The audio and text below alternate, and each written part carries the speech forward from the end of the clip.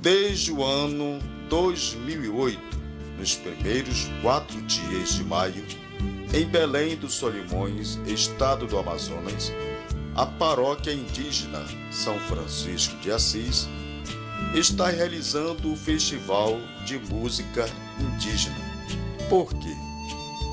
Primeiro, para valorizar as culturas indígenas de Cuna, Cocama e Canamari.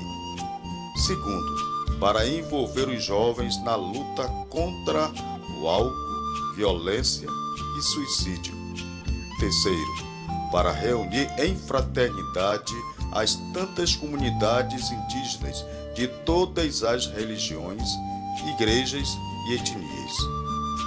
O festival não tem fins lucrativos.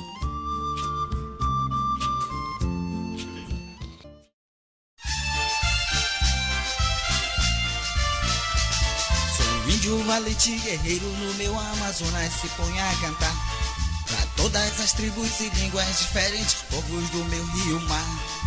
Trago na mão minha lança, meu remo, instrumento para sustentar meus filhos que um dia esperam um futuro certo mesmo neste lugar.